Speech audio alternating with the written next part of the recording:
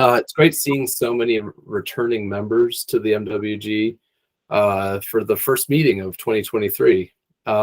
If there are any members joining by phone, then feel free to announce yourself. You can hit *6 to mute and unmute.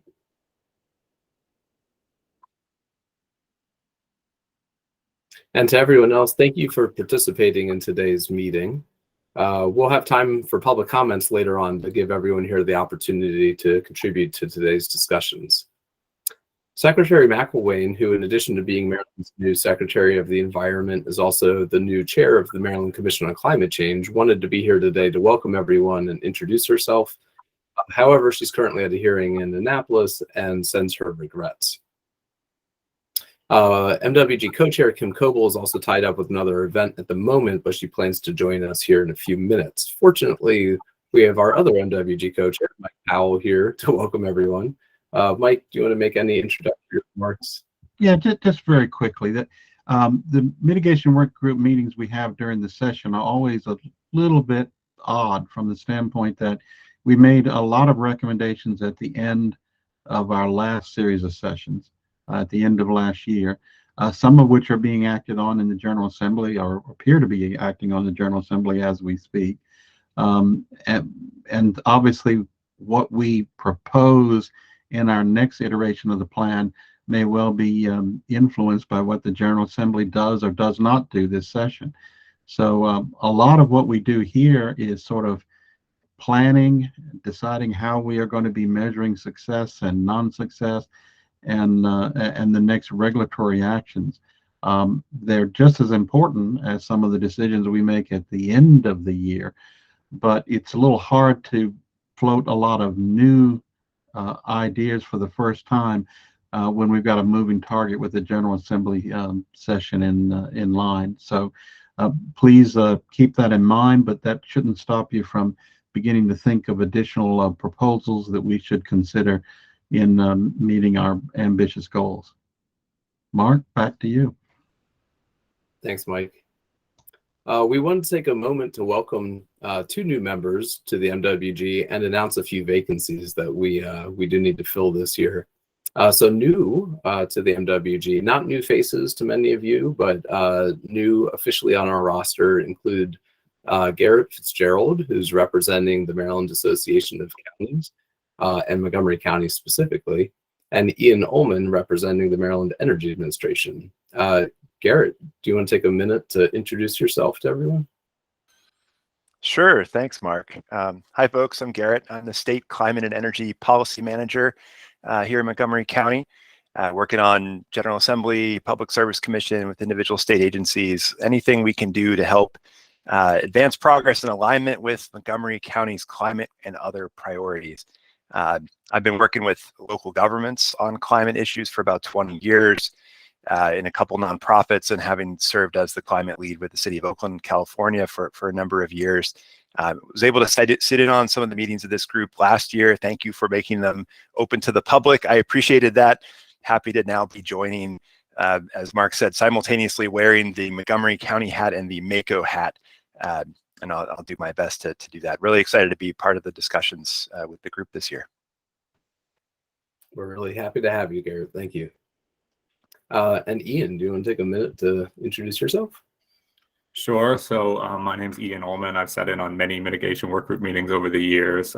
Most of you, or many of you, probably know me. I worked in the Senate for then Senator Paul Pinsky for the past 14 years, wrote lots of climate legislation, including Climate Solutions Now, with lots of other folks, including a lot of people on this in this meeting. And as I assume most or all of you know, when Paul went over to MEA, he wouldn't let me go, and he brought me with him. And so I've been tasked and challenged with representing MEA, although I've only been on the job for around a month, in this group. So, and I'm looking forward to it. Awesome. Welcome, Ian. On the other side of the coin, we've got some departing members. As many of you know, we have our longtime MWG member, Josh Kurtz, who is now Maryland's Secretary of Natural Resources. So congrats to Josh, to Secretary Kurtz, sorry. We'll miss him from the MWG, but it creates an exciting opportunity to fill the seat that he was in for an environmental organization rep. And Tim Purinton, you're here. You reached out recently suggesting that you have some exciting announcements in your life that may allow you to step back from your role, at least for a bit, from the MWG, which could create an opportunity for us to find yet another environmental org rep for the MWG. Do you want to share anything with this group today? Sure. Well, thanks, Mark. I mean, so Josh Kurtz used to work for the Nature Conservancy, as you may know, and so I took his spot. I'm not going to be secretary, but I'm going into the Biden administration to assist with the Infrastructure Act and Interior. So I'm really excited about that. It's through an IPA, which is paid for by the Nature Conservancy, but it's for the end of the first term. So the Nature Conservancy would love to retain a seat, and that's obviously a conversation that Mark and I can have with Mike and Kim. But yeah, so thanks so much, Mark, for that. I'm going to try to I'm just looking at the schedule. I'll try to make the next meeting, but this is important work, and this has been a great group, and it's really exciting to see the progress that you all have done. So thank you. Congratulations on the new position. Thanks. Yeah, we need to have fewer people leaving Maryland for the Biden administration, but I'm glad that, Tim, you have that opportunity to represent Maryland well at the national level. So that means that we have 2 environmental organization rep seats potentially available this year. We also have 1 vacancy for an academic institution representative. So that's 3 seats to fill. Please reach out to us if you'd like to nominate any people for these open seats. We also strongly encourage you to nominate yourself or others for the open seats on the 4 other Climate Commission working groups. I should say the 4 new Climate Commission working groups, which we hope to launch later this year, and the Building Energy Transition Implementation Task Force, which we hope to launch this spring after the legislative session ends. I believe my colleague Susan has been putting names and links to those groups in the chat. You can email Susan Casey if you know anyone who might be interested in any of those open positions. Also, as a shameless plug, we do hope to be able to staff up at MDE in the climate change program. So contact me or my deputy program manager, Chris Beck, if you'd like to learn more about opportunities to join the team that's developing the most ambitious GHG reduction policies in the nation. Like I said, it's a shameless plug. So turning to the official agenda today, first up is emissions modeling tool for the state's GHG reduction plan. MDE is fortunate to have secured technical assistance from the Center for Global Sustainability at the University of Maryland to conduct emissions and economic modeling for the state's next GHG reduction plan. In June, CGS and MDE will publish a report showing pathways to achieving Maryland's nation-leading GHG reduction goals, including a 60% reduction in emissions from 2006 levels by 2031 and achieving net zero emissions by 2045. The Pathways report may also include conceptual policies that will be useful for achieving those goals. Following the release of the June Pathways report, MDE will host listening sessions to collect input from the MWG and the public on those conceptual policies. We will take that input next summer to inform our conversations with partner agencies in the governor's office as we work to complete Maryland's GHG reduction plan by December. The final plan will include specific policies that Maryland will implement to achieve its GHG reduction goals. But I want to reiterate, and it was the subject of op-ed in Baltimore Sun today, that the June plan here will not be a draft plan of all of the final proposed policies for the state. We need to manage expectations on this. By June, we expect to be able to show pathways to achieving Maryland's goals and the conceptual policies that would support those pathways. The final policies will be presented in the December plan. Let me turn it over to Kathleen Kennedy and Alicia Zhao from the Center for Global Sustainability to describe the modeling tool and process that CGS is using for this important work. You might remember Dr. Kennedy from her work last year that led to a report on opportunities to decarbonize Maryland's manufacturing sector. Kathleen, it's a pleasure having you back at the MWG. Please take it away. Thanks, Mark. Alicia, if you'd like to go ahead and share the slides. Great. So go on to the next slide. So today we'd like to start with a little bit of the objectives and scope for this project, and then we'll provide an introduction to the modeling tool that we'll be using for analysis, which is called GCAM USA. And then we'll discuss the modeling approach for the different scenarios that are included in the report. And we'll end with a bit about the timeline for the different tasks that are included in the project. Next slide. So just to expand a little bit on what Mark has already said, there are two different products that will be delivered as part of this work. The first is in June, which will be a product led by CGS, reporting on different conceptual pathways that could achieve the emission reduction targets for the state. It will include an initial impact analysis and also lay the groundwork to have inputs for future assessments that will go deeper and then include other dimensions like equity. And then the December plan will be led by MDE, and we'll have that one concrete policy proposal to achieve the 2031 targets. And on the CGS side, we'll be supporting that by refining our modeling with more detail on the policy side and deepening the impact analysis. So for more on what that modeling will look like, I'll turn it over to my colleague, Alicia. Great, thanks, Kathleen. So just a bit on the model we're using. It's called the Global Change Analysis Model, and the version we're using is GCAM USA. It's an integrated assessment model, and the key word here is integrated. So it dynamically links the energy system, the climate system, land use, water, and the economy.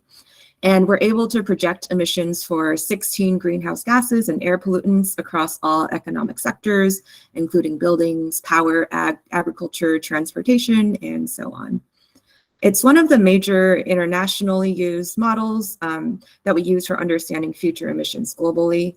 And it's very technologically detailed across all of the systems, so we get a rich representation of the different systems and dynamics. It makes projections based on different scenario assumptions like population, GDP, technology, and policies, and then the different economic interactions that we have currently. It's also open source, so it's publicly available. I've shared a link over here if you're interested. And again, GCAM USA is a version of GCAM, but it has 50 state level resolution within the US, and it's embedded within the larger GCAM. So just a little bit more on GCAM USA's features and how we're using it to model Maryland. So with GCAM, we're able to model different decarbonization pathways across all of the economic sectors. So GCAM can tell us how different sectors and technologies need to change in order to meet a certain climate target. Another unique feature about GCAM is that the energy systems are linked with the land and the water systems, and they interact with each other in the model through bioenergy production. GCAM has 32 geopolitical regions, 235 water basins, and then 384 land regions. And then again, within the USA region, we have the 50 states. So you can see here's USA, and then looking at the state level, we're able to get details on CO2 and energy consumption, as well as methane, nitrous oxide, and fluorinated gas emissions. We also have electricity trade in the 15 grid regions, and our key outputs are harmonized with the US Energy Information Administration's annual energy outlook. And because we have this 50 state resolution, we're able to model state level policies. So for example, EV sales targets and renewable portfolio standards. We can also model some city and business level policies by aggregating the data at the state level. And last step, at the same time, we are making sure that GCAM USA is accurately representing Maryland. So we're matching and calibrating the emissions to what's in the Maryland emissions inventory. So just wanted to give a few examples of how we've used GCAM USA so far. This is an example with our work, working with the America's All-In Coalition, formerly America's Pledge. We use GCAM USA to look at how cities, states, and businesses and the federal government can all work together to reduce emissions and help meet US climate goals for 2030. So last year we led a few deep dives in the transport sector, the methane sector, as well as an economy-wide report. And we looked at what emissions reductions are needed for these particular sectors and which policies can help us get there. We developed policy platforms for each of these sectors, which outline specific actions that the federal, state, city, and businesses can take to help the US achieve the necessary emissions reductions. This is another example, just looking at more long-term projections and at the US as a whole. So we helped with the modeling work for the US long-term strategy report by the White House, and this shows different pathways to reach net zero emissions by 2050. Our director, Nate Holtman, also led the writing and the launch of the report while he was on assignment with John Kerry's team at the State Department. So that's all just to give you some context for this project. And in terms of specific scenarios that we'll be modeling, first we'll have a reference scenario.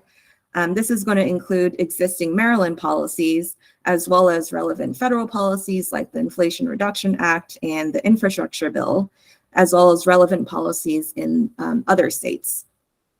So here are the key policies that we plan to model so far. So in the power sector, we have RPS, we've got RGGI, planned coal retirements in Maryland, and the IRA solar and wind incentives. In the transport sector, we have the Advanced Clean Cars Act, VMT reduction policies, which we're going to synchronize with MDOT on, IRA incentives for EVs, infrastructure funding, and CAFE standards. In the buildings and industry sectors, we have the energy efficiency standards, building energy performance standards, and Empower. And for non-CO2s, we'll have the AIM Act, the Maryland HFC regulations, as well as regulations on gas and landfill methane. So that was number one, our reference scenario, and then the other scenarios will build upon that. So in our policy scenario, we'd layer on additional Maryland policies. This could include some variation in the technological and sectoral assumptions, so the strength or ambition of the policy. One particular set of policies we're thinking of implementing is what New York has proposed. And we can also layer on some additional sensitivities. So we can play around with the baseline demand for the transport sector in terms of VMT and the building sector for fuel substitution. We can also make different assumptions around how we account for things like biofuels and imported electricity. And we can also see how different federal policies could impact the analysis. And I'll hand it back over to Kathleen to talk about our timeline. Thanks, Alicia. So this is, again, for just the June report. So January and February, what we've been doing is model customization to make everything as specific to Maryland as possible. And we're also starting to do exploratory top-down modeling. So this is one of the strengths of the integrated assessment modeling approach, where we can simply provide a constraint to the model, and it decides through the different markets that are included how those emission reductions are achieved, rather than us providing a set of policies that we force into the model. So that's a sort of first step approach. Then toward the end of this month and into March, we'll be doing the reference and current measure scenario that Alicia just explained. March and April will be the core set of policy scenarios. April through May will be more on the impact analysis side, looking at the socioeconomic indicators based on these scenarios. And we'll also be doing the sensitivity scenarios during that time. And then June, of course, will be delivery of the final report. And we are looking forward to engaging with the mitigation working group throughout this process. Given where we are in it right now, we would welcome input through the MDE team on items like potential new policy areas that we should consider in our policy scenarios that were not previously recommended by the Climate Commission. We do have previous recommendations already from MDE. And I know that Q&A time is kind of limited today, so any inputs like this can be a follow-up through Mark and MDE later. Happy to reserve this time now for questions. And Alicia, if you'd go to the next slide, we can wrap up there and do Q&A. Thanks so much. And yeah, we do have about 10 minutes, I think, for some engagement between the members and the CGS team. Let's see. Dr. Wright, I think you were first up with a hand. Yes, I have a question about how you handle your policies. You start on day one and you take all the policies that are in existence, but then you go a year out, 2 years out, and 3 years out. Are you developing policies to achieve your goals, or do you look at what organizations have suggested the policy should be? So to me, it's a difference. One, you're looking for a policy that achieves the goal. The other is you're listening to organizations propose their policies and assume they're implemented. Sort of what scenario are you using for your policies? Well, for our reference scenario, we're just using all the policies that are currently on the books in Maryland. And then for our policy scenarios, so far, they're all recommendations from MDE. And we also have a way to set a constraint so we can see what changes are needed in each sector to meet the 2031 and 2045 targets. So that can kind of, if we're not meeting the targets with the policies MD has suggested, that can give us some idea of where else we can leverage emissions reductions.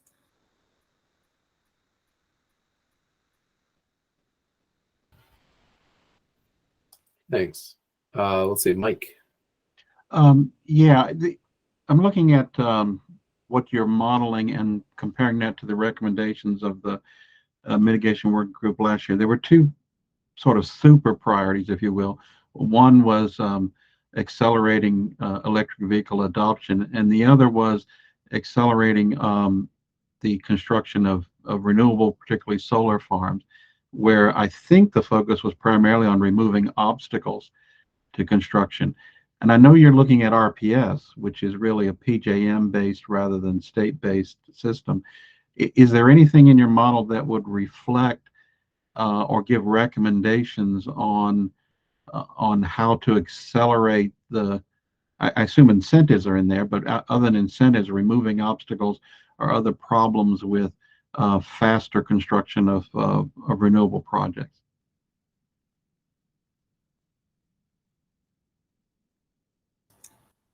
Let me see if Steve is on the call. He's also been working on this project and is very familiar with GCAM. Steve, are you able to answer? I can also jump in a little bit from the MDE side. So we've traditionally modeled the RPS and accounting for the parts of the RPS that can be met through PJM-wide resources and the parts that are focused in Maryland, and the solar carve-out is one of the Maryland-specific areas. So this model won't account for some of the implementation constraints that we've been dealing with.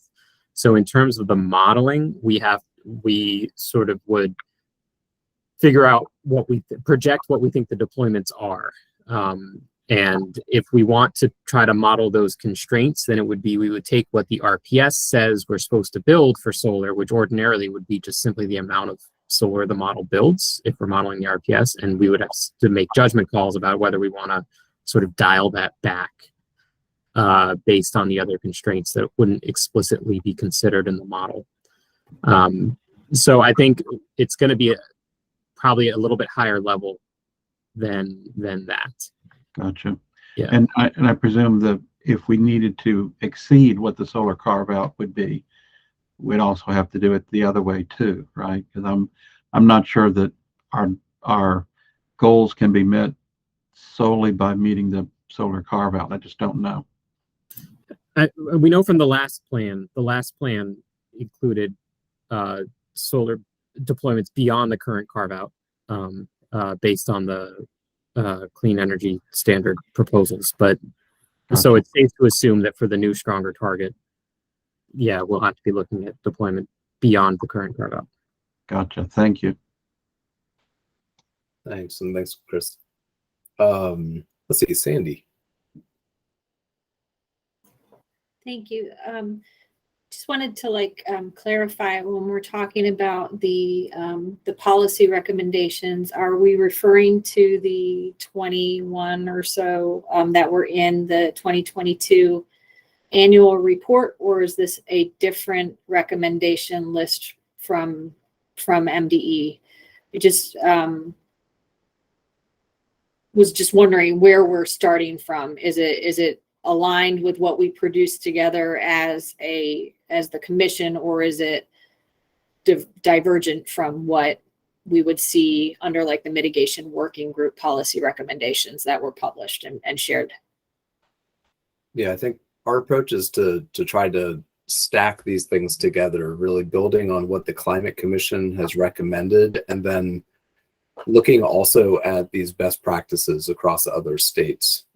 So a lot of what other states are working on are very consistent with what the Climate Commission has recommended for Maryland. So there's not a whole lot of additional, I think, best practices that haven't already gone through Climate Commission discussion. But we are trying to cast a wide net to look at some of the new policies that are being proposed by New York and New Jersey and other states, especially in our region, that have very similar challenges to the ones that we have here in Maryland. And I have one additional kind of follow up to this is when we're thinking about policy recommendations, and this might be what Alicia and Kathleen were iterating earlier, what about certain limitations that come from the sector specific groups? So meaning, is there going to be some level of stakeholder engagement, like say for energy or for transportation, as it relates to whether or not it's even feasible based on policies that they have to adhere to from either a federal or sector specific organization? I don't know how to word it other than that. Yeah. I mean, the short answer is absolutely. I mean, there's a lot of work that we all have to do together to figure out, what are the practical and achievable policies that can be included in the plan. And also note, we're obligated by law to come up with a plan, a package of policies that achieves these GHG reduction goals and achieves net economic benefits and job growth for the state. So there are a number of criteria that we have to hit in the development of these policies. And there's a whole lot of work that we all need to do together to find just that sweet spot of policy combinations and approaches to achieve our requirements for the next GHG reduction plan. I see a hand. Let's see. Next one is from Brian. I think we'll do Brian and then Arjun, and then we'll probably need to turn to our next set of speakers after that. Thanks, everyone. I'll put my hand down there. Sandy pretty much asked my question. I was curious also about the sort of source of the previously provided recommendations for these policy scenarios. So I think we're good there. If there's a way to see a more comprehensive description of what those are, beyond what was detailed in the presentation earlier, I think that would be really helpful. We're also get used to seeing our colleagues at CGS because we intend on having them back at many of our future MWG meetings, possibly even monthly, to be determined. But there's a lot of work that they're doing on the modeling side. So we hope that maybe within the next month or two, we'll be able to do a deep dive into the reference case and then so on and so forth as we go through this modeling activity. Let's see, Dr. Makajani, good seeing you. Thank you, Mark.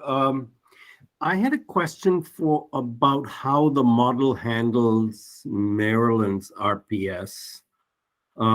As you know, the solar is pretty much, one solar rec corresponds to pretty much to new solar generation. But the other recs are just electronic certificates purchased from the PJM area that are detached from the purchase of the actual energy. How much carbon reduction is attributed, if any, to the purchase of electronic recs that are divorced from the energy itself? And how is that fraction calculated in the model?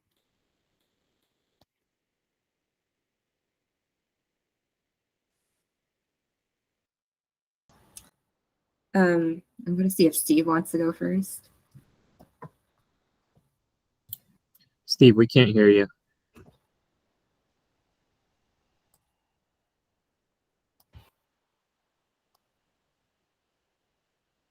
It looks, Steve, that you unmuted, but the audio didn't come through. Maybe selecting a different microphone. Now I should have the right mic. Sorry about that. Yep. Yeah, so we do model the generation in each state and consumption in state, and then there's a grid supply for the overall grid region. And so what we need to do about this, and we haven't done this yet, is carefully talk with MDE and any other relevant parties and make sure we have clear definitions of what these policies are and how they're defined.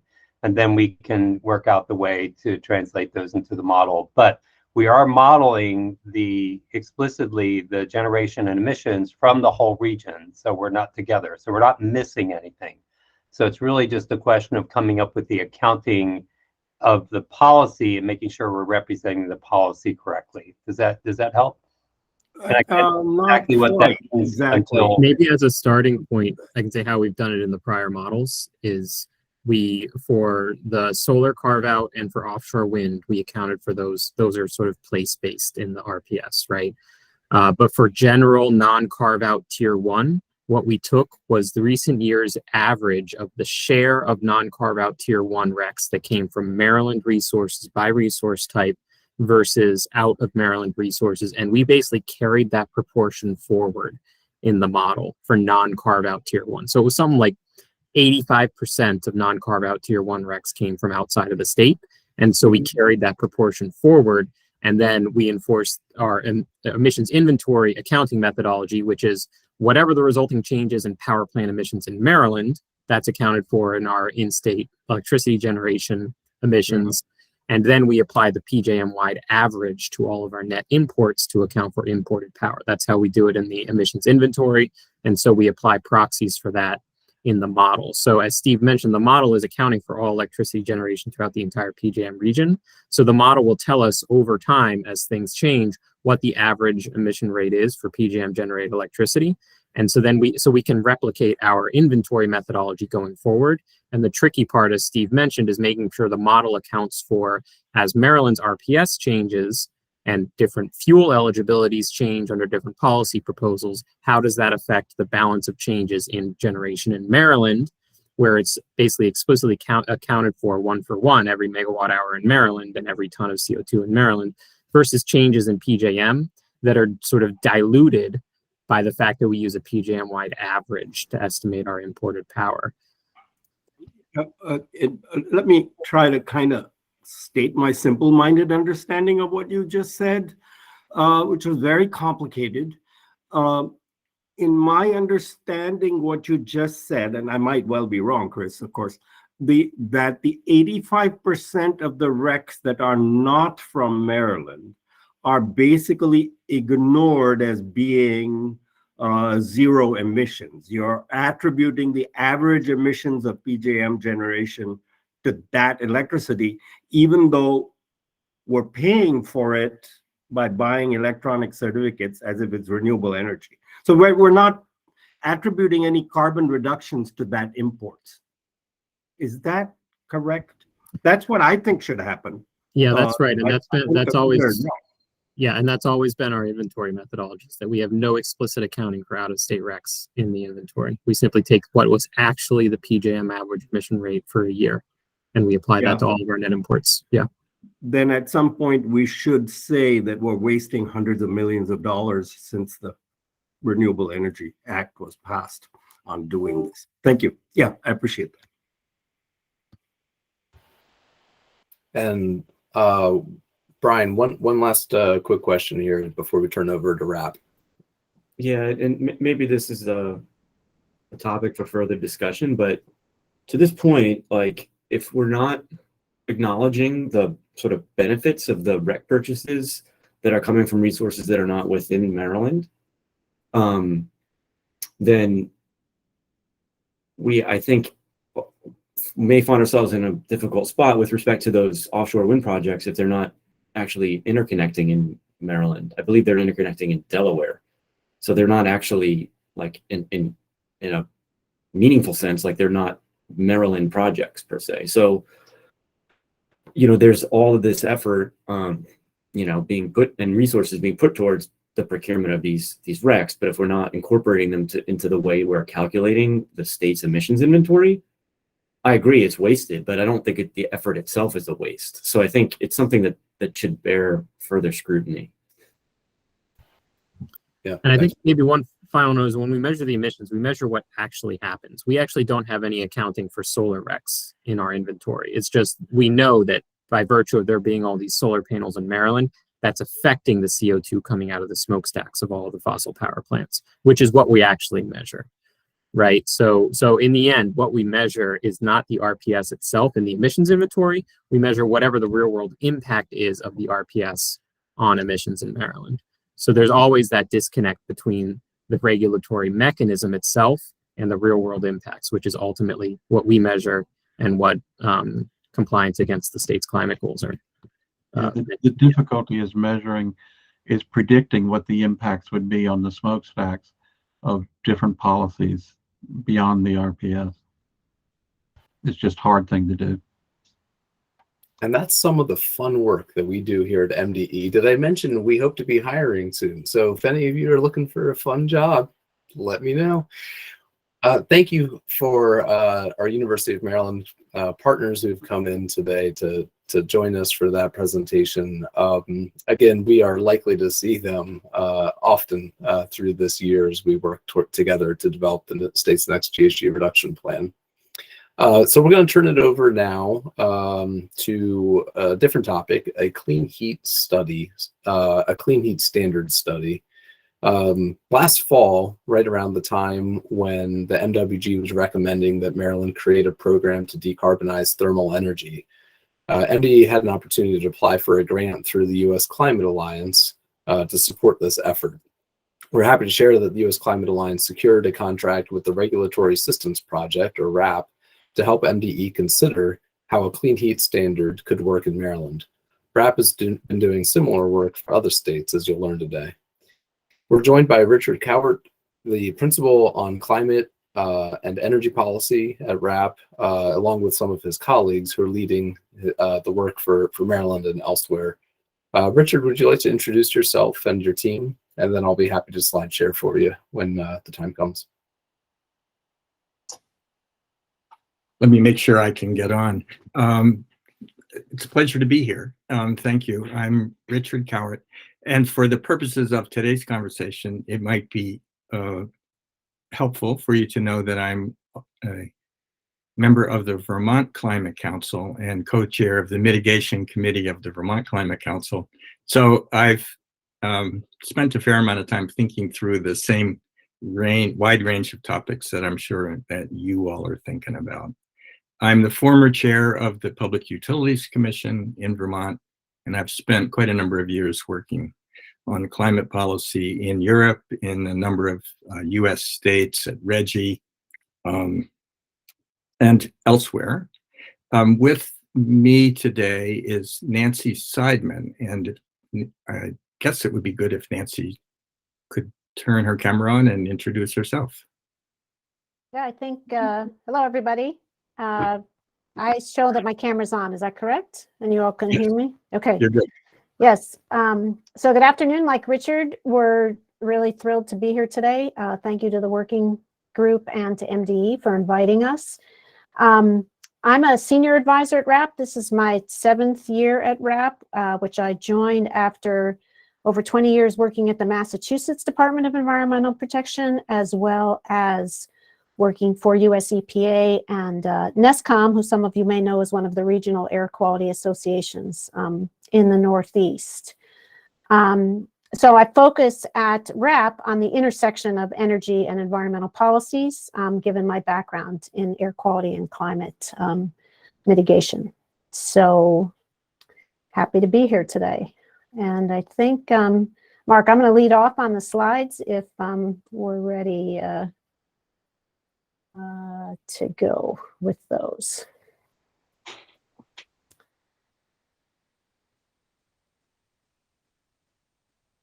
Great. So actually you can go to the next one already. We covered the intro. So we're here today because in our opinion, reducing fossil emissions and mitigating greenhouse gases from fossil heat is a huge challenge. There are 4 things that are listed here. The first being that from your data, we see that fossil heat is about 16% of Maryland's climate emissions, which is lower than the other states we've been working in, but electricity becomes a more important part of your heating and cooling load. And a couple of other things I thought I'd mention. The next ones are ones that have already been mentioned. You're looking at your ambitious 60% goal reduction in greenhouse gas emissions by 2031, and then net zero by 2045. But in our view, we need to combine these very critical goals with the urgent need to address current inequities in heating, such as substandard housing and expensive heating sources like propane or electric resistance. We know there's high energy burdens, and those are affecting people who are least likely to be able to afford expensive fuels. And so we're looking forward to working with you on these issues.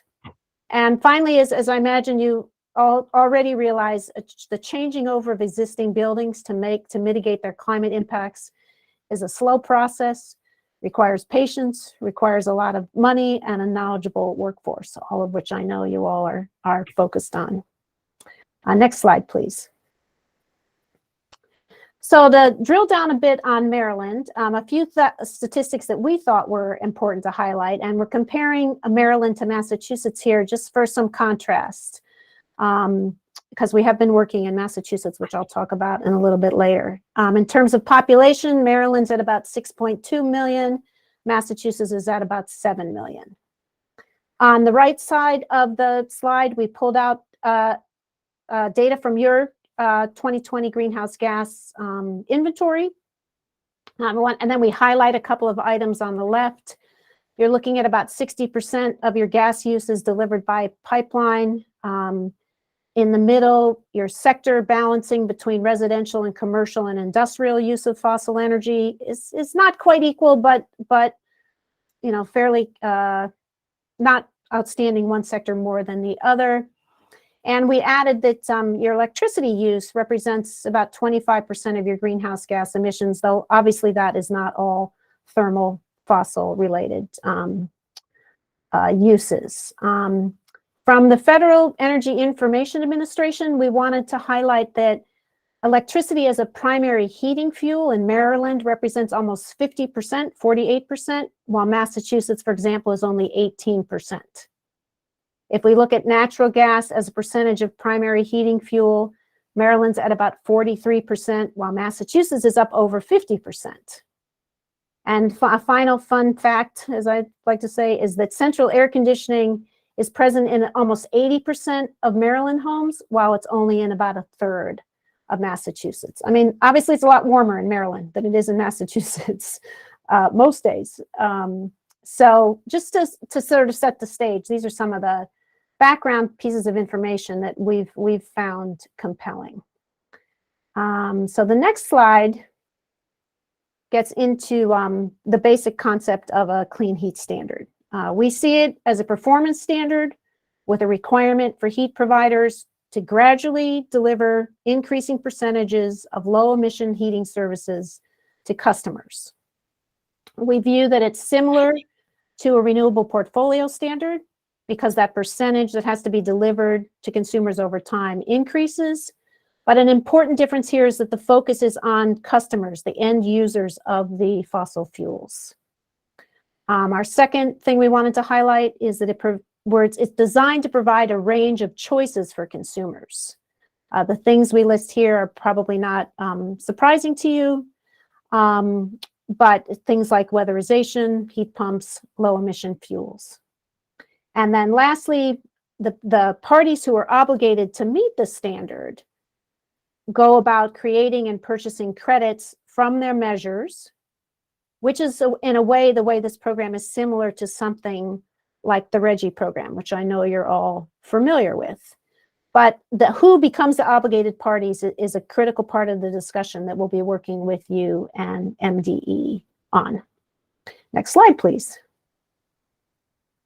So to highlight some other places where similar programs have occurred, and places where we might draw lessons from. This is a map showing of the US. It does date from 2020 from a national database done by, I believe it's North Carolina state, called Desire. But it shows that 30 states have RPSs, 25 have energy efficiency performance standards, a few have fuel standards like the clean fuel standards, low carbon standards like California has and others in the Northwest. And that we're beginning to see things like clean heat standards other places. So it provides opportunities, like I said, for lessons learned and things that can be adapted here. And then the next slide, which is my last slide before I turn things over to Richard. I wanted to highlight that we are working currently in Vermont. We hope to be following up on some work we did for Massachusetts last year. Richard's very involved in work in Vermont on legislation that did not pass, well, did pass last year, then was vetoed, but now working very strenuously on a new revised bill. And in Massachusetts, a clean heat standard was an option in their climate plan that was released the end of last year, and a commission that released a report the end of the year recommended establishing a clean heat standard there. And Massachusetts is also in the process of bringing a new administration in. So as appointments get made in Massachusetts, we're expecting work to start up again there. And with that, the next slide, and I will turn things over to Richard. Thank you. Thanks, Nancy. You can just go to the next slide. As you've heard, we have been asked to advise on what a clean heat standard might look like if it were to be adopted in Maryland. And it's just helpful at the very outset to kind of set the stage. What is it that a clean heat standard would be doing? The focus is on meeting the greenhouse gas reduction targets. There are a lot of goals for dealing with the building sector, and we could measure lots of ways to make progress in the sector, but greenhouse gas emission reduction is a primary goal with respect to a clean heat standard. There are also important equity goals that we're going to talk about as well. And the nature of the obligation is to show reductions in those emissions over time. In the Vermont proposal, the obligated parties include all fossil heat providers, that is the pipeline, the natural gas utility, and also the delivered fuel dealers who play a major role in Vermont compared with other states. In Massachusetts, the conversations that we had with folks last year brought up the idea that perhaps electric utilities could also bear part of the implementation responsibility. That's an open question. As Nancy just said, a really important consideration is to think about this at the end user level. The goal of a clean heat standard is not to reduce emissions somewhere else in the world and buy offsets and think that you've accomplished something for your state, but rather to actually, on a long-term basis, improve the emission rate of providing heating and potentially cooling in the state. Next slide. Now, this is a complicated slide. There's a lot of stuff here. And all we're giving you is kind of a preview of coming attractions.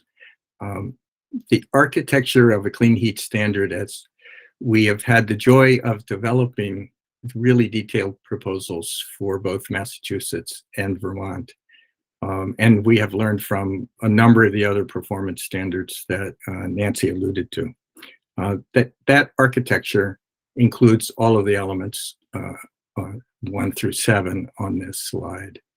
To begin with, what is the regulatory requirement.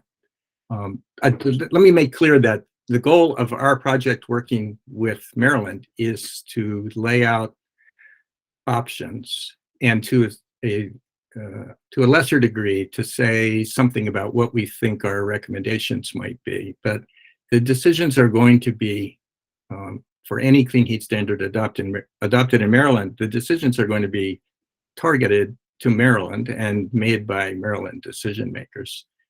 So anything I, suggest here is at this point just a suggestion based on the other states. The regulatory requirement that we have been working on, as I said, is greenhouse gas reduction. So that's the metric. How many tons are avoided by a particular action? And that's the way we measure the performance according to the performance standard. But you could measure something else. There are folks talking in some of our European colleagues are talking about measuring the number of heat pumps or measuring the number of square feet of building space that is weatherized. There are other things that could be measured. We think the common denominator might well be tons avoided. Who are the obligated parties? As I just said, is a decision that each state would need to make, whether pipeline gas providers and delivered fuel providers are both treated the same under the standard, or whether there are other obligated parties is open question. Promoting equity is essential. Nancy already touched on this, and I know that this is an important consideration. We have explored a number of ways to promote equity in the clean heat standard, including ensuring complementary programs, financial supports for lower income household transformation, and in the Vermont legislation, a progressive carve out, a requirement that a substantial percentage of the savings must be demonstrated to have been delivered in lower income households. The list of actions that earns fuel credits, it provides plenty of opportunity both for flexibility if the door is open to a variety of options, and also some concerns because there are some heat choices that decision makers would like simply to exclude from being able to earn credits.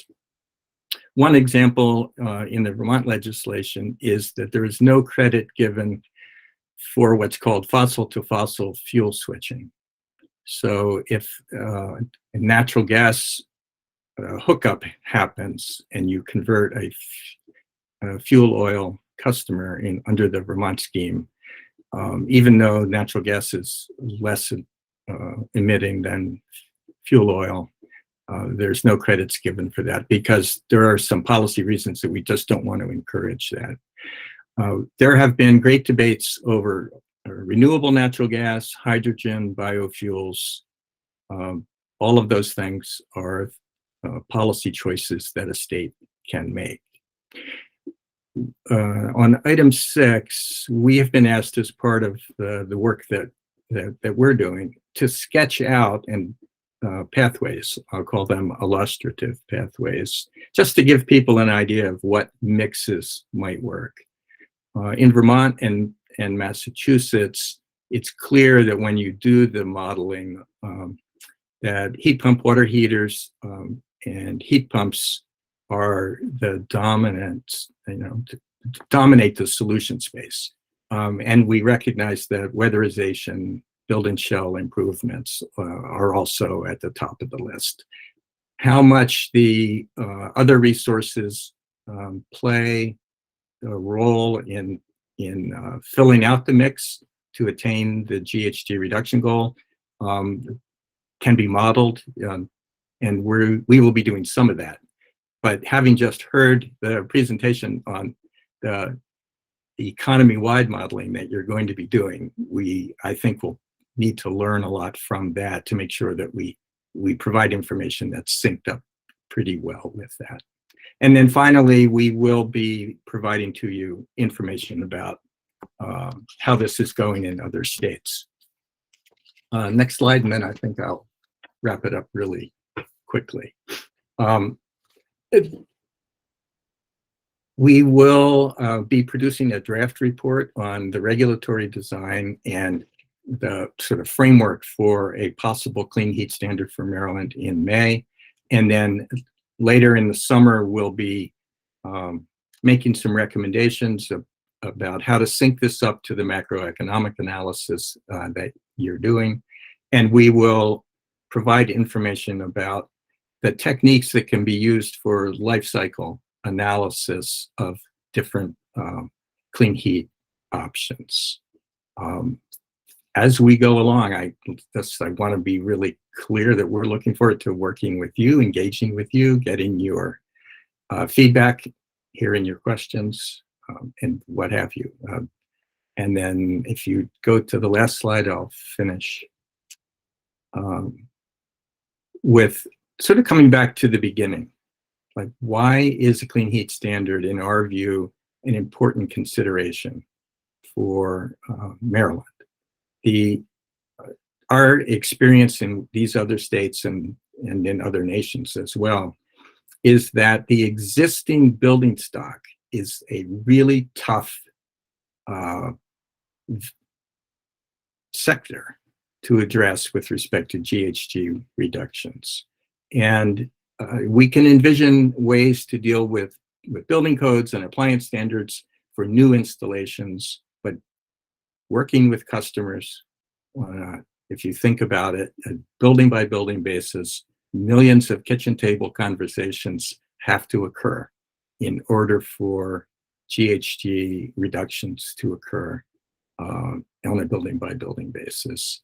And the Clean Heat Standard is designed to facilitate that.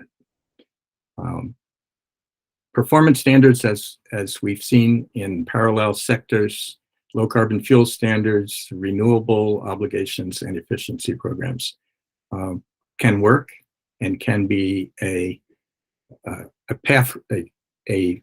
policy tool working side by side with other policy tools to deliver emission reductions in the thermal space. And that's it for me. Happy to take questions.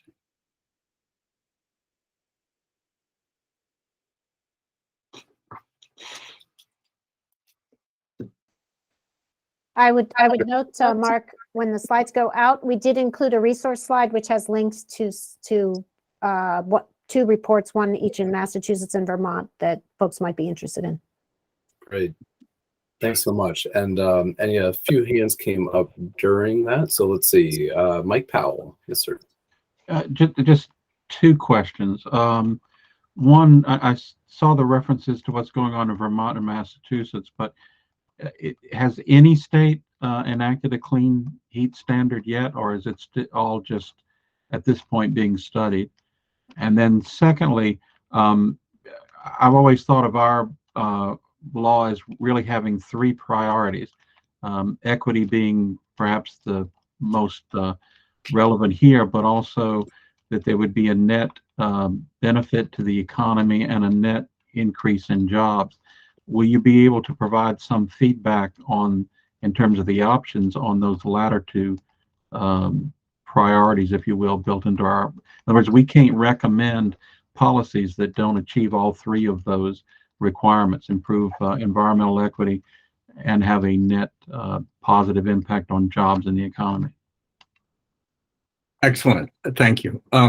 Well, first, as to other states, Colorado has adopted a clean heat standard. And however, it applies only to the pipeline gas companies. Okay.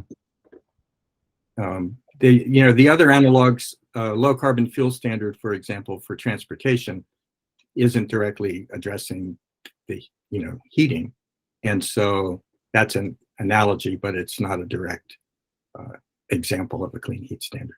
Gotcha. Then I just follow up on that. Then I take it you'll be comparing the options to the Colorado standard as one of your looking at other states. That's correct. Yeah, it's one of it. It's an it's a model. Sure. In the other states, we've been recommending, if you're going to apply the standard to the pipeline gas, then it should apply to the delivered fuels as well. To address your three-part objectives in the Maryland statute, I totally agree. And we've been the statute in Vermont is called the Affordable Heat Act, and we have been able to show how reducing reliance on imported fossil fuels creates jobs, promotes the state's economy. Correct. Thank you. Yes, thank you. We have, let's see, hands up from 5 MWG and commission members. We're going to be pushing the limits on the time that we allotted for this, those 5. I also see Josh Tolkien, thanks for joining us today. If I can ask that we hold on your comment until we get through the energetics presentation on ZEV adoption, that'd be awesome. Thank you, Josh. Sandy, you're next up. Hi, just a quick question about when you go to, I think it was maybe number 4 in your slide about the different steps there. Actually, no, it was number 6. When you're starting to do the illustrative pathways and what mixes might work, how much of an influencing factor will the Inflation Reduction Act and other new sources of federal funding play into what is, I guess, being suggested? And will it, I guess, is the other part of that. The answer is that we think the IRA presents us all, frankly, with a golden opportunity, because a well-designed state program can accelerate individual decision makers taking advantage of the credits that are available under the IRA. And frankly, I've been making the point in Vermont that a failure to adopt a program that would take advantage of the IRA opportunities would be a big loss, big lost opportunity. So it's an interesting question. We don't know yet what the rate of uptake will be, or how the rate of uptake is accelerated by the IRA, but a program that would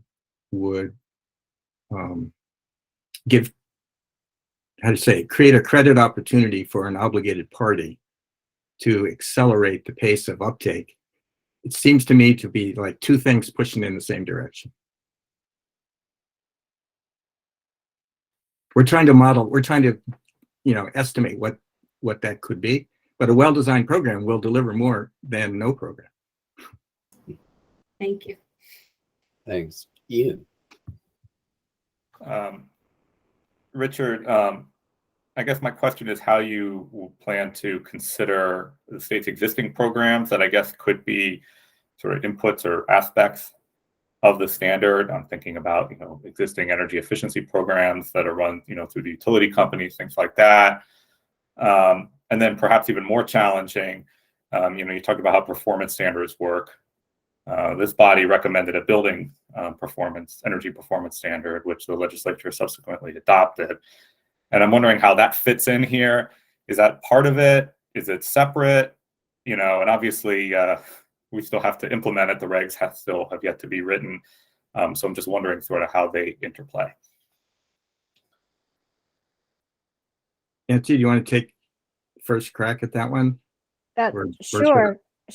Those are all things we have talked about initially and with MDE, and certainly are important to figure out how to work this all together. I mean, you're right. Obviously, those are critical components that can support doing this type of a program.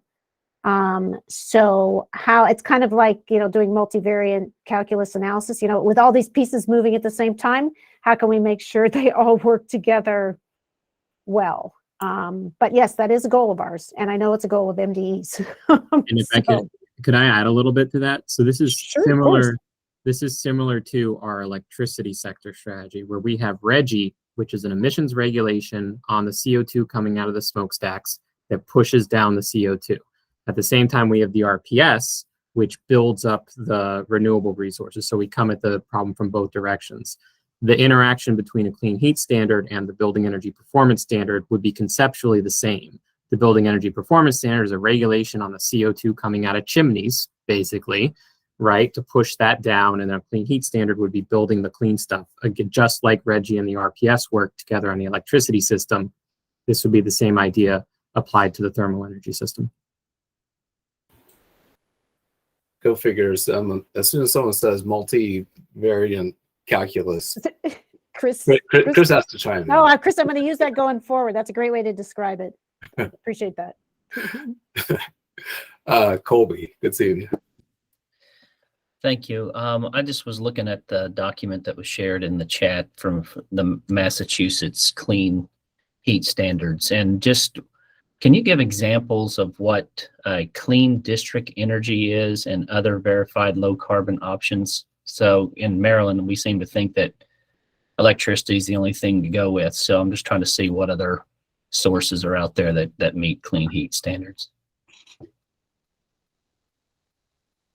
Well, I believe in Massachusetts, there's a lot of focus being put on a ground source heat pump district heating option. So that would be electricity, but it would be heat pumps working from ground source. In Vermont, there's an open conversation, hasn't been decided, using excess heat from an electric generator in a cogeneration-based district heating system in Burlington as a potential clean heat option, since that's a renewables-based generator. So there's really an open question that about what technologies a state would want to include as creditable under a clean heat standard. We're trying not to be doctrinaire about it, frankly. There are advocates for lots of different kinds of resources, and there are advocates who are concerned about a variety of resources. There's some policy decisions there, even though the threshold criterion would be how many tons does it save. Certainly we're not interested in promoting resources that don't appreciably reduce emissions on a life cycle basis. I'm sure you're not either. Richard, if in the chat there was a question about renewable natural gas, and I think that's another one that needs further discussion about life cycle emissions that we're looking forward to talking more about with MDE and all of you. In both Massachusetts and Vermont, the use of biomass is a big issue, and at this point, Massachusetts is going one way and Vermont's likely to go another. So in terms of allowing and crediting, lots of room for discussion on these topics. I would just say a monoculture is not a very good it's not a good thing to do in agriculture, and it's not a good thing to do in energy as well. So I'd just be careful with picking electricity as the only thing. Well, thank you, Richard and Nancy, for joining us today. As I said at the conclusion of the CGS presentation to the MWG, you can expect to see our friends from RAP in the coming months as well. Again, they're just at the beginning of their study, and we very much look forward to them coming back and sharing their recommendations with MDE, with the Climate Commission, as we continue to consider the options for a clean heat standard in Maryland. So let's see, we're going to move on. If we haven't overwhelmed you already with our technical consultants, we have another final set for today, an excellent group led by Energetics. I see Russ Owens coming on camera here. So I'll give you just a quick introduction. As we shared previously, the Nature Conservancy very generously provided a grant to have Energetics lead a study on accelerating the adoption of light-duty zero-emission vehicles in Maryland. We're joined by Russ Owens, Program Manager of Sustainable Transportation at Energetics, and his project team to provide an overview and update on their study. Russ, feel free to introduce yourself and then take it away. Sure. I sent you a copy of the slides. I don't know if it's easier for you to share or for me to share. I would be happy for you to share. Okay, monitor the chat here. Yeah, great. All good. All good.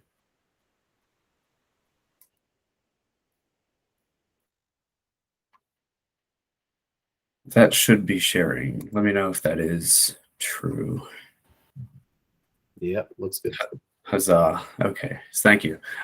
Yes, so thank you for the time here. So like Mark mentioned, so the project is funded by the Nature Conservancy. I realized I forgot to add that to the slides, so I'll add that to the slides for they're sent out and posted. So I'm with Energetics with our Sustainable Transportation Group, and I'm joined by Dylan Voorhees from VEIC, who is adding their policy expertise. So my background has been battery electric vehicles since '98, pretty much. You know, in the downtime when, you know, alternative fuels were, battery wasn't really a real option. You know, there's a lot of alternative fuels, but now focused back onto my battery background. Dylan, can I get you to give a quick intro of yourself, please? Yeah. Thanks, Russ. Thank you, Mark, and nice to be here with everybody today. I'm a senior consultant with VEIC. I have a broad background in policy and regulatory affairs for energy efficiency, renewables, clean transportation. And while I have the floor, I'll come back in a minute, but I will just say many of you will potentially recognize that VEIC also does support in Maryland for the Office of People's Counsel, which we enjoy doing on Empower and energy efficiency. And just to be clear, this is a separate project where we're excited to get to focus on electric vehicles. Okay, excellent. Right. So just a quick overview, like Mark mentioned. So the focus of this project is solely on light duty vehicles and how to accelerate the adoption of light duty zero emission vehicles. So that's battery electric and plug-in hybrid vehicles in the state of Maryland. So the first part of the project is really looking at, you know, what the current condition is and what projections are, then really taking a look at like the auto industry, battery industry, I think, to see anything that could limit or block or support what the plan is. And then the second bullets there, which correlate essentially to tasks 2 and 3 below, is looking at Maryland's programs, see if they're effective, if they could be tweaked, or if new programs, policies should be brought into Maryland. So essentially the reference case analysis and sort of understanding the industry, that's where Energetics is lead. VEIC leads tasks 2 and 3 with support from us on vehicle and calculation kind of pieces. So, you know, we've had 2 stakeholder meetings with a broad group, pulling in everything, you know, lots of different perspectives, you know, utilities charging what's up on the screen. So really we wanted to understand the whole framework, you know, everybody from people who are going to be buying the vehicles, fueling the vehicles, charging stations, the like service stations and fueling stations and everything. And we spoke to the Farm Bureau to get the, you know, input on, you know, how rural communities, you know, might be unique to like the more urban areas, which I think is very valuable. Okay, so really I'm going to go through this all quickly. The slides will be up on the website eventually. I want to lay out what we found, sort of what that helped guide the policy and program work that Dylan was doing. So I'm not trying to rush through this. I just want to leave enough time for the work that for VEIC's component. So charging infrastructure was brought up by nearly everybody as the limitation, and it's even and it primarily, at least initially, it's for folks that are maybe in the next step of ZEV adoption, where they're not single family homeowners. They have no dedicated parking, whether it's a multi-unit dwelling like condo apartment, or curbside charging only and no dedicated driveway. And even just sort of that general, people need to see charging around to be at ease, to know that they can take their battery electric out, even if they do primarily charge at home. Spoke with the Alliance for Automotive Innovation for the OE side, and really near term, yes, there are still the supply chain issues, COVID and whatnot, that are still being sorted out. Expected that to ease or go away in the next couple of years. So it's a short-term blip. Longer term, it's really making sure that the production and then really credit availability, like I had there, for all the onshore requirements, is one of the biggest things, so that the credits are available that bring the costs down, especially in the early years where the vehicles are most expensive. High battery costs and demand for batteries that are kind of related. The materials themselves are just very expensive, and there's a lot of demand for from China and the rest of the world, because everybody's deciding to electrify all at the same time, as well as all the consumer electronics. Although the kilowatt hours in the vehicles is going to be way higher than the devices. So ultimately, all the car manufacturers, this is their prime business. They need to have vehicles available to be able to sell to meet consumer demand, and also all the mandates. So they're all developing, onshore production of battery facilities, long-term contracts for materials supply, to get around these kind of issues. And there's also, like, right now the batteries are very expensive because some of the materials like cobalt and nickel, and developing refined chemistries in the batteries to use less of these materials, or even to totally get rid of the more expensive materials. The impact of those will be many years on out, after testing. High vehicle prices is always cited as one of the big issues. I'll come to that, I think, on the next slide.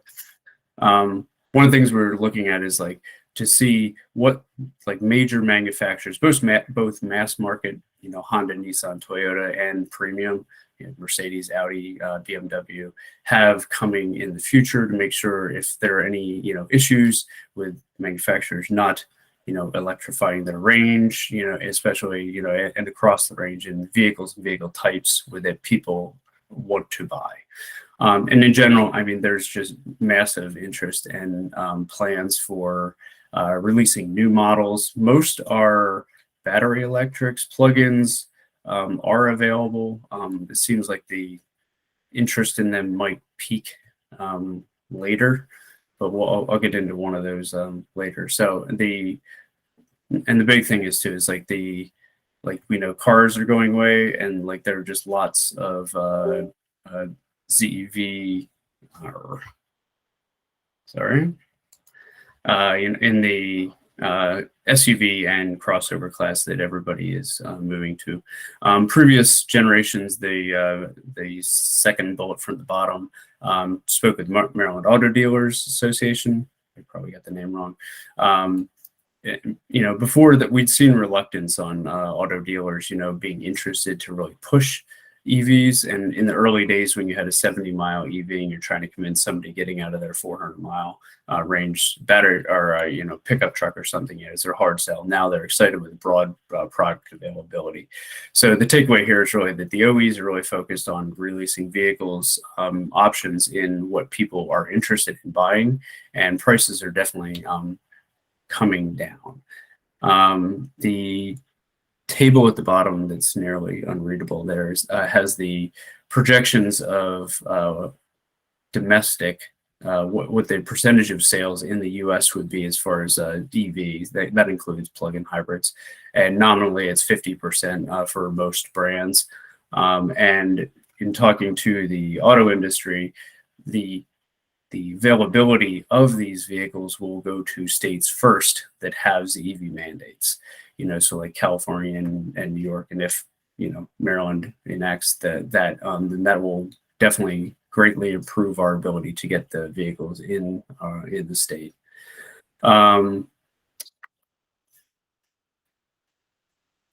Yes, the other stuff I think I can skip. So projected price trends. This is the big important thing. You know, that in general, there's looking at the incremental cost reductions of vehicles.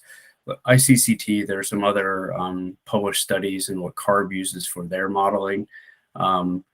Generally shows prices coming down across the range. All the different color lines there are basically different battery range, battery and plug-in hybrid. The red lines there show a battery 300 and generally in like 2027, 2029 range. Our focus for this project is really looking at whatever the base vehicle cost would be, because that's more like, that shows you incremental costs of just kind of the powertrain. As you go up in trim levels, there's more, you know, non-powertrain equipment. So there's a range of incremental costs, even just powertrain. If you look at how California has looked at the costs, because they look at, you know, base costs, including like just a basic vehicle, if it has to operate in cold weather, if you're adding all-wheel drive, because it increases battery capacity and motors and things like that. So these are probably optimistic. You know, it might be a year or two out from this when price parity actually happens, just because like I don't know what their expectations are for how much profit and the OEs are going to really just kind of keep the vehicles high. But in general, the overall trend is the battery electric vehicles coming down. The higher plots on there that never reach parity are plug-in hybrids, just because you still have a combustion engine along with the electric powertrain.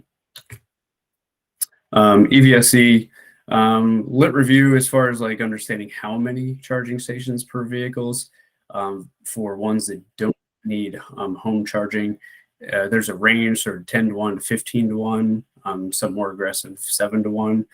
Really what the ratio will be will depend kind of locally, you know, what the living conditions are and where people are living and working. The Farm Bureau had a good comment, you know, that like people on rural communities might not need the charging at home or nearby necessarily, but where they're working, you know, so workplace charging in more urban areas. NREL's EVI Pro Lite tool seems like a best tool to estimate, you know, the mix of chargers between fast chargers and level 2s, and we're working through that, automating with our projections.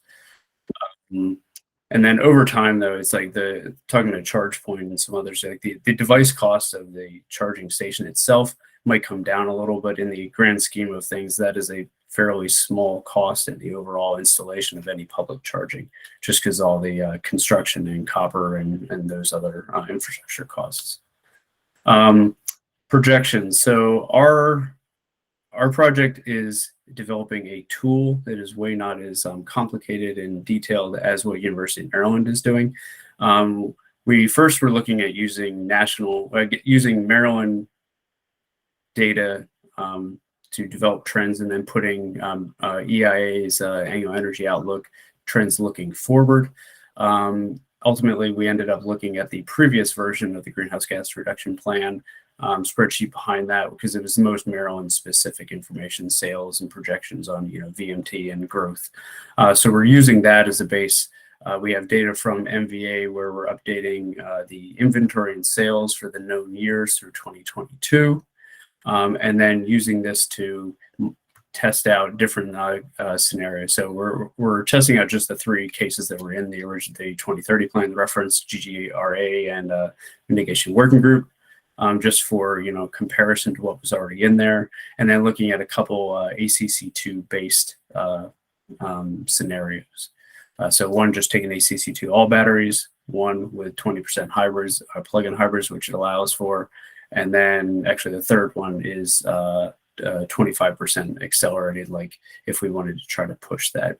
The tool is developed, but we're adding functionality to it, so I don't have interesting plots to show here. But Mark invited us back next week, or next month rather, to present what the final results for. So essentially, this is taking current stock as of 2017, the latest known data, and adding whatever the projected sales are for each of those different cases. So we're looking at sales, stock, greenhouse gas avoided, NOx produced, how many public charging stations, to get an estimate of total number, and with all of this, the incremental cost of the vehicles, decreasing over time, and how that feeds into what Dylan's work is as far as like on the program and policy side. I think that is it for my section. So Dylan, I'll hand it off to you, sir. Okay, thanks. I'm also going to go quickly through a number of slides. You'll have those slides and be able to look at them. And as Russ said, these are also preliminary. So our kind of conclusions in on the policy and program side, and our recommendations. I'll kind of preview some of those, but it will sort of note that those are preliminary. As it says here, we're trying to focus on practical things that the state can do to reduce greenhouse gases, and also look to what other states are doing to inform some of those options. So you go to the next slide, Russ. So wanted to start with sort of orientation. This is a preliminary results using a policy rubric by the National Association of State Energy Offices. So different points and different categories that they predict sort of lead to policy-friendly environment for EV adoption. You can see the dark blue bars are the kind of maximum points, in the green is sort of our initial assessment of where Maryland would likely score on that. I'll say a few things about these as I go through, and then I have a couple of slides on some of them specifically. Just obviously the pieces on the left are high points because they're really big drivers of EV adoption. EV purchase incentives, as Russ is saying, incremental costs, easily $5,000, $6,000, $7,000, $10,000 or more dollars to, as you go up into vehicle size, makes that issue really important. Maryland, as folks know, is an advanced clean car state. Excuse me, and that sort of turquoise version shows where Maryland would be if it adopts advanced clean cars too. I'll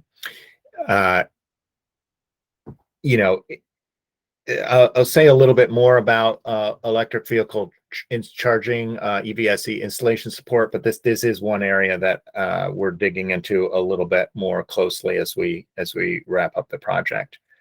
On EV rates, that fourth bullet there is non-residential rates, and then further down residential rates. They don't have a slide on that, but we'll sort of offer that. Our assessment is that Maryland has a relatively good foundation for rates that are available across the utilities for non-residential and residential charging. I'll come back to codes and permitting, which is really important, and particularly the opportunity to have building codes support EV charging. We are certainly hearing in some of those stakeholder conversations that Russ mentioned concerns about permitting and lack of consistency in permitting, and kind of lag time to get a permit to get a charging station installed. So that's on our radar. We go to the next slide, Russ. This is, I want to spend a few moments on the vehicle purchase incentive. So as folks know, Maryland does have a sales tax exemption for vehicles below a certain price range. That's an exemption from the sales tax of 6%.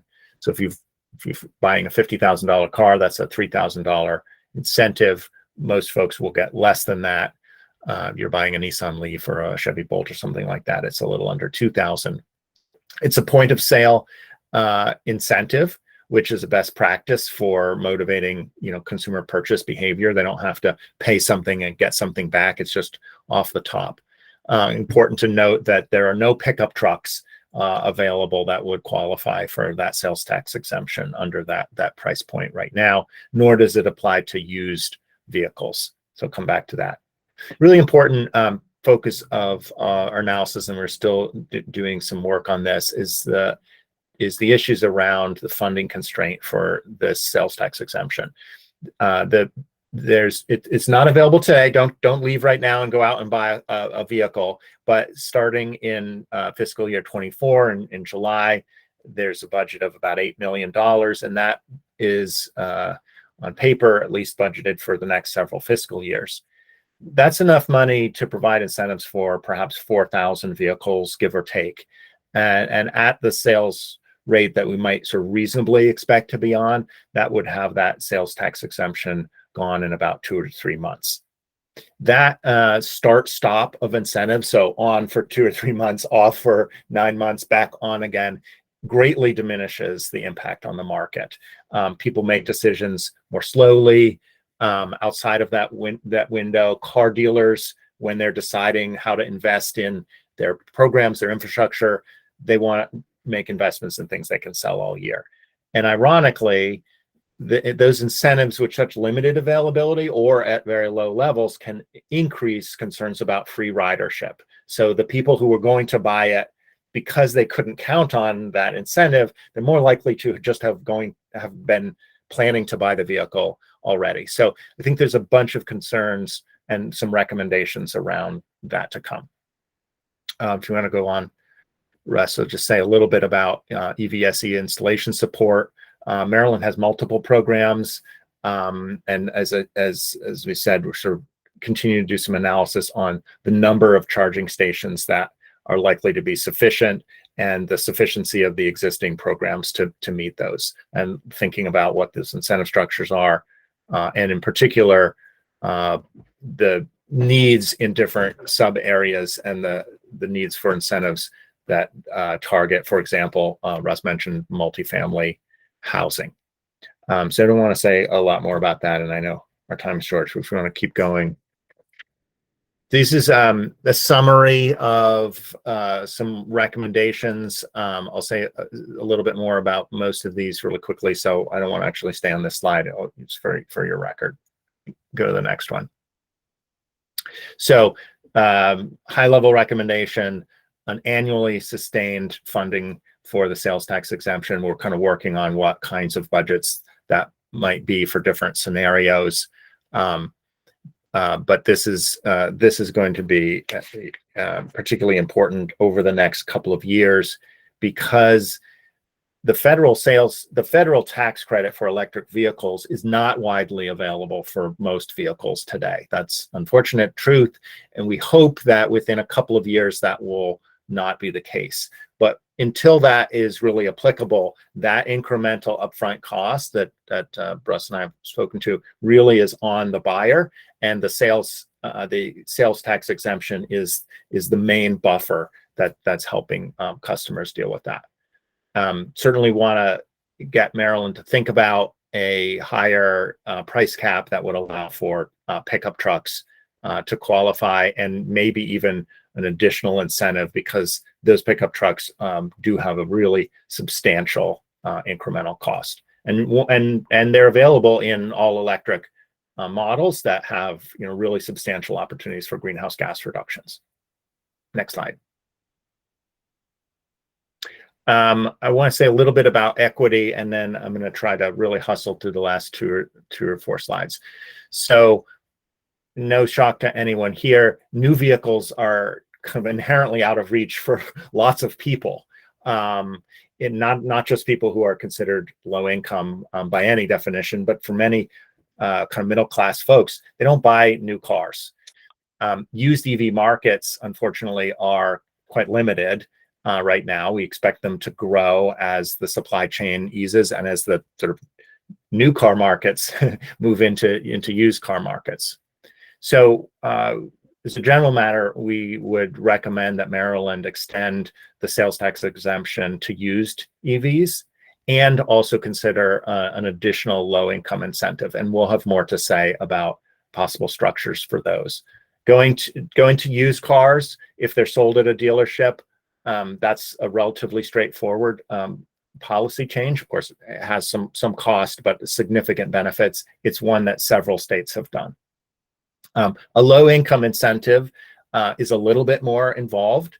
It really should be a point of sale incentive. So that means having a mechanism to get dollars to the dealers either at the sale or for the dealers to be promptly reimbursed for that. And that means you need to have a mechanism that's effective and not administratively burdensome for verifying people's income. And I think there's a variety of ways to do that. A number of states have low income adders for their electric vehicle purchase. Next. I won't say a lot about the sort of details on this, except dealer engagement's really critical. We think there'll be some recommendations in this area.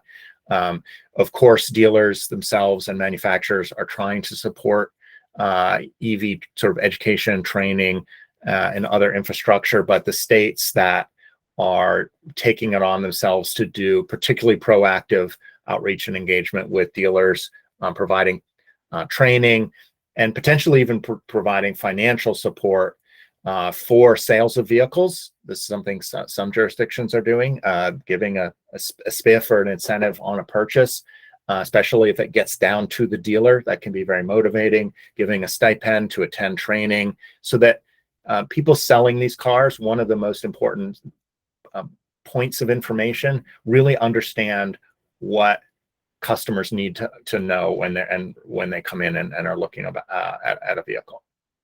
If you move on next, Russ. Fleet conversion is also on our radar. A fleet can mean a lot of different things.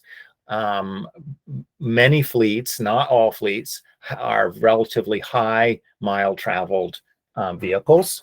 Again, there are some fleets, maybe some governmental fleets where the car sits in a lot of the time, goes out for special occasions. That's not necessarily a high VMT fleet, but there are high VMT fleets. And if the state is focusing on maximizing GHG reductions, providing some technical support to help fleet managers assess and understand or design sort of fleet conversion can be an affordable way, a practical way for the state to help accelerate fleet adoption. And those fleets that drive the most, as a general matter, are going to be the most economically motivated to do conversion. That means the highest GHG reduction. So this is a strategy that would target some of the vehicles that may have higher miles traveled and greenhouse gas reductions. Ride-hailing services like Uber and Lyft are also obviously high mile traveled cars. Both of those companies are experimenting in some different states with different strategies. This is an area where I'll recommend some partnerships that the state might engage in. It's an opportunity for some innovation, some creativity to get those cars and those customers thinking about electric vehicles. Next. So the last thing that we're focused on are recommendations around equitable charging. And the infrastructure challenge for charging, the magnitude of that is sort of hard to overstate. It's really substantial and it will grow over time. And if it's helpful to think about this, it will increase in importance as vehicle purchase pricing becomes less and less important. So as vehicles get a little bit more affordable, as the federal tax credit comes in 3 or 4 years from now, we hope that that tax credit can be taking a very large portion of the incremental cost and making it effectively cost parity for those who can take the tax credit. But the charging infrastructure has to be there. That utility function for people to be able to charge, including people who cannot charge at home or for non-residential vehicles, really needs to grow. We're looking at the populations. So these maps show some of the maps that show the Justice 40, the federal government's Justice 40 definition of a disadvantaged community, overlaid with where charging stations are. So we have a little bit more analysis to do here, but we'll have some recommendations around trying to set some targets and set some program strategies to make sure that charging is available in an equitable fashion. Hey, Dylan, I'm just watching the clock and knowing that you all are coming back next month to share more on your recommendations. I'm wondering if we can. Sure. Can I show? If I can do one more. Please. Next slide. I think Russ is. Go one more. Yeah, is I think my last on building code. So just briefly. So my understanding, Maryland's moving to adopt the 2021 building codes, although I don't believe that's final and certainly hasn't trickled down to all of the jurisdictions. That is a great building code, but it doesn't actually require EV provisions in its kind of natural state. So there are model amendments to the 2021 code. Many jurisdictions have adopted some of these amendments. There's a bunch of resources that are out there that require EV charging. It is far easier and least expensive to put EV charging in new construction. It will not solve the problem, but it is a no-brainer to get that done right the first time. So there's a variety of options there that I think are important. With that, I'll stop and thank everyone for their time. Happy to take questions if there's any time for that, Mark. Well, yeah, no, thank you both very much for this. This is great content. Mike, go ahead. Yeah, real quickly, and at the risk of making a pun, you got a moving target here. My prediction from my crystal ball is that by the first week of April, indeed probably by late March, we're going to see that there are going to be adoption in the General Assembly of some building code provisions. We are going to see some changes in the incentive program. And I don't think I'm going out on a limb where I'm going to say that Maryland is going to become an advanced clean car 2 state. Are you able to adjust your recommendations to that changing environment, if you will, if we've got something on building codes and we've got something on incentives coming out of the legislature? Well, certainly ACC2 is on our radar. That's a known commodity. If with regard to changes in vehicle purchase incentives, if there is legislation that's actually been published, maybe Mark, you can help put that in our hands, so that would be helpful. On building codes, similar, if there's published legislation, it's really helpful to be aware of. There are pending bills, and my prediction is that some version of them will pass. If you can provide those to us, it will be a useful reference point, if we're at least at a qualitative level. Gotcha. Yeah, and Mike, you might be more tuned in than I am. I am aware of proposed changes to incentives for medium and heavy duty vehicles. I haven't seen anything proposing to change the incentives for light duty, but if you've seen anything, then please do share that. Gotcha. Sandy, you got them on building codes, right? I'll get you that. Yeah, maybe. We've been reviewing a lot of legislation over the last few weeks, so maybe. Sandy? Yeah, just a quick question as it relates to dealership engagement for the group. We have heard in the past, I've heard directly from some of the dealership folks that some of the OEMs are limiting access to vehicle stock based on the dealership readiness in terms of charging infrastructure and vehicle servicing requirements. So when you engaged with them, is this something that was mentioned, and is this something that would be incorporated into the study? An example of this, I can put a link to an article from The Verge back in December of last year. Ford is requiring folks to have a certification specific level to get certain volumes of vehicles. Right. When we spoke to the dealer association, they mentioned Ford specifically in their 3-tier plan, right? So the premium, like platinum plan, it was like I think like $1.5 million invested. Is basically for charging infrastructure was the most of the investment. So that sounds like a lot of money. What their comment was yes, it's a lot of money, but in areas where they know that the demand is coming near term, right? $1.5 million is like on par or less than what Ford requires, like a facade upgrade, you know, and like bringing chargers there will actually bring them business, where the other kind of work doesn't do anything and makes the building look nicer. So it's definitely something that they're, I mean, probably not excited about, but it sounded like it was something that they understand is like kind of the cost of doing business, and that the industry is changing. All the different manufacturers have different plans. We haven't studied each one of them, but it sounds like Ford that is modifying what their approach was, because there was so much pushback on that. And then it was also whether there's talk about whether if you're like a tier 2 and you see the need coming, what do you got to do to get up to tier 1 to get the allocation of the vehicles? Yeah.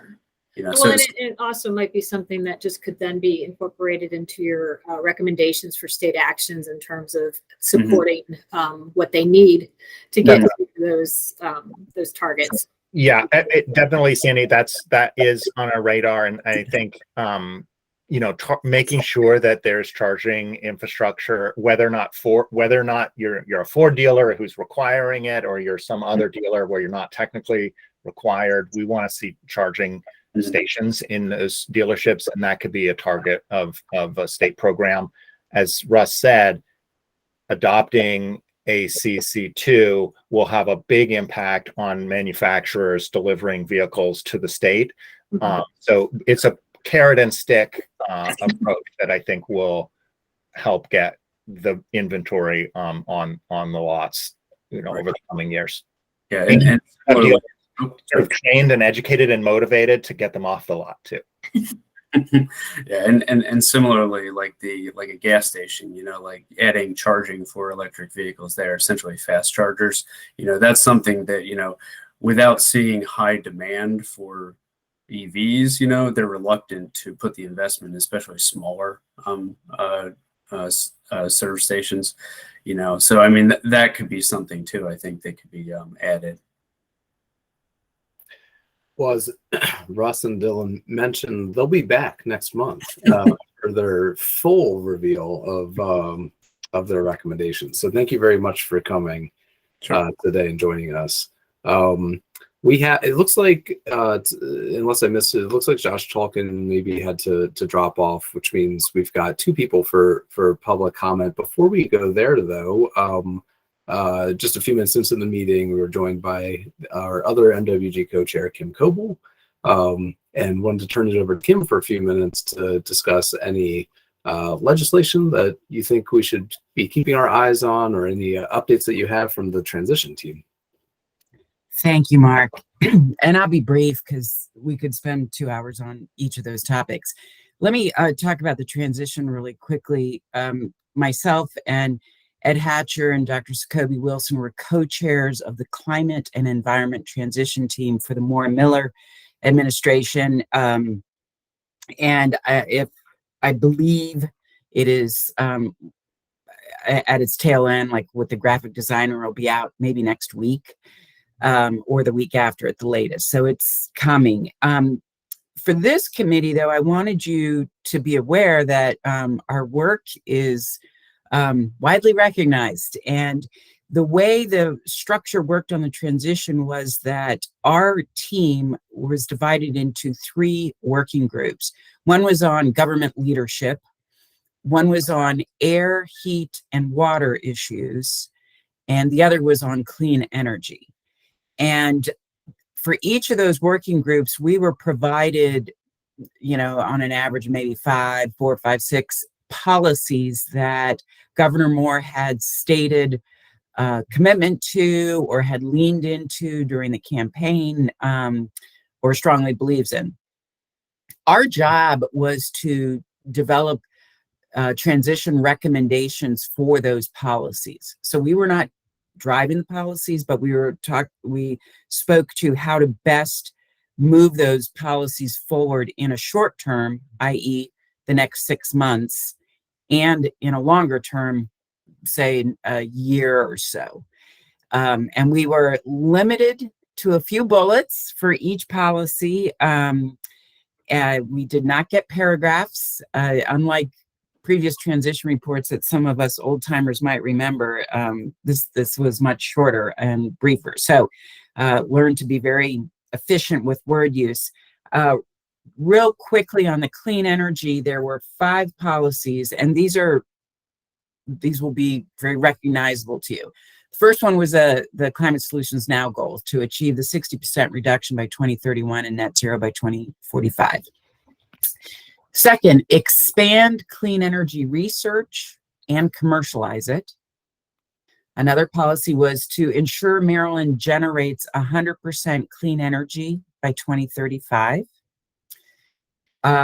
Fourth was work with organized labor and the state's university system and community colleges to support credentialing and training programs that reskill, redeploy workers that are displaced by the transition to clean energy and benefits programs for underrepresented that are in this field. And the last one is to expand solar, wind, and battery storage in Maryland.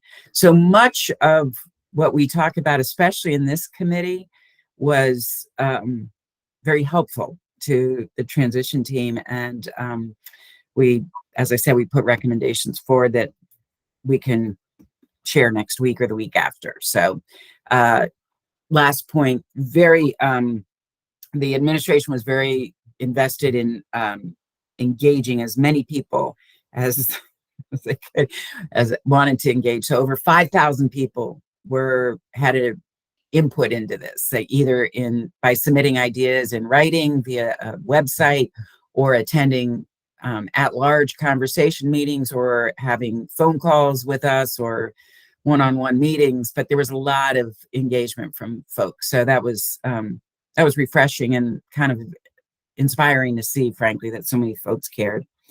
Happy to go into the other committees at another time, but that's that. Legislation, just because we have moments, there's lots to discuss.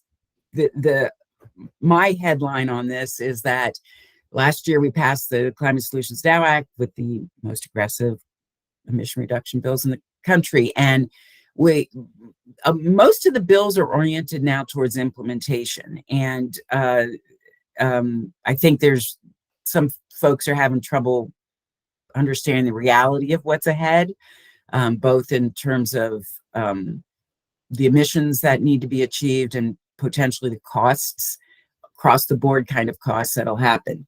So on transportation, there's a number of bills. There's a bill on the advanced clean truck rule to implement that. There's bills around providing some financial incentives on charging stations for heavy and medium to heavy duty trucks. David Fraser Hidalgo has a number of bills that are to create rebates for charging stations. So there's a number of transportation bills moving forward. In terms of renewable, there's a bill on offshore wind that sets a goal, but also starts to look at transmission of that energy. How do you bring it from offshore to onshore and into the system, as well as how to purchase that energy without putting it on the back of ratepayers. So that's a big bill. There's a bill on community solar, which is currently a pilot program, turning it into a permanent program, and also how to build the structure so that there's consolidated billing for those low to moderate income communities. And a couple bills on Empower, that program, trying to tighten that up a little bit and make sure that it's meeting the goals that originally were set out for it. And my last point is there's a number of bills on equity and in the climate and environment sector, and everything from making parks available to land conservation, and even how permits are issued and notifications that are given. So equity is becoming really part of the conversations in the legislature. There are, there's lots of bills I could go through, but is that good, Mark? Or are we good for now? Okay. That's great, Kim. Thank you very much for that update. I think everyone here has lots of evening or daytime reading, depending on your profession, to catch up on all these legislative issues in front of our lawmakers in Annapolis this year. But thank you for that brief. Sure. Okay, we're down to the last just 3 minutes. I apologize to our three public commenters to compress this so much. But Brian Ditzler, if you're still on the line, please go ahead, sir. Great. I will keep mine very briefly. First, I'm pleased to hear Michael Powell predict that ACC2 will be adopted this spring. 47 different environmental groups signed on to a letter to Governor Moore, the Speaker, and the President of the Senate, promoting advanced clean cars too, as well as the advanced clean trucks rule and the heavy duty omnibus NOx rule. So I think it's significant that many people that many organizations are backing it. The one other thing I wanted to mention is I wanted to thank MDE for their written testimony in support of the Clean Trucks Act at the House and Senate hearings last week. We're making progress, and with the governor's support of the bill, I'm confident we're going to get it through. So that's all I really had to say. Thank you. Thank you, Brian. Josh Tolkien, I see you're back. Go ahead, sir. Thank you. Hello. I'm going to make two quick comments. The first is I wanted to share with people that a big coalition of environmental advocacy, civil rights, environmental justice, racial justice groups have come together to form a group called Climate Partners, which is committing to tracking, supporting, and advocating for the implementation of climate solutions now.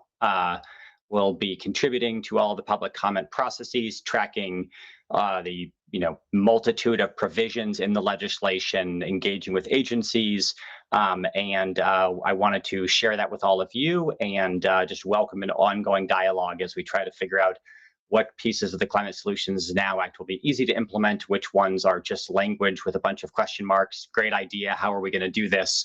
And really making sure that this bill reaches its full potential. One thing we did is we looked at what we thought were essential and urgent legislative items that were necessary to do in 2023 to put us on track for those aggressive 2031 goals.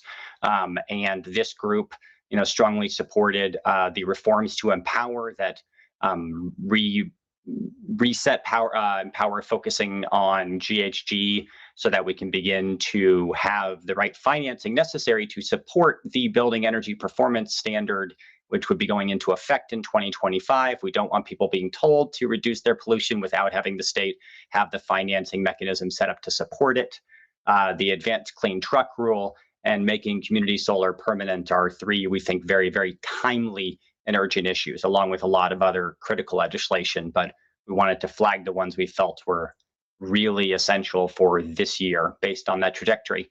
Otherwise, I just want to say I appreciate the work of the commission. Thanks for the time. Thanks, Josh.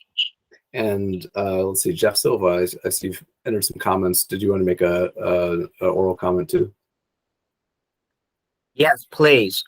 Yes, in the text comments, this is referring to what a member of the EVA, the Electric Vehicle Association of DC, at a meeting last night, he went ahead and installed chargers at a multifamily, at his multifamily condo and in Clarksburg, and he's run into the fact that Pepco is billing those 6 chargers at the maximum rate for over the billing period, and that's just at the extreme usage.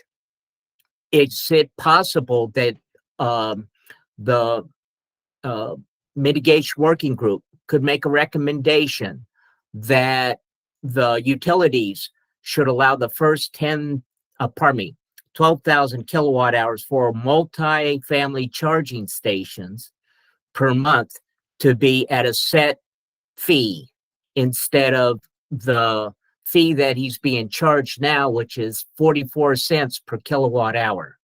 And that's just extreme and it's punitive. And if you folks really want to produce multi-families ownership or use of electric vehicles, then that's what you have to do. You have to get back to Pepco and the other power companies and change your fee structure for that particular use.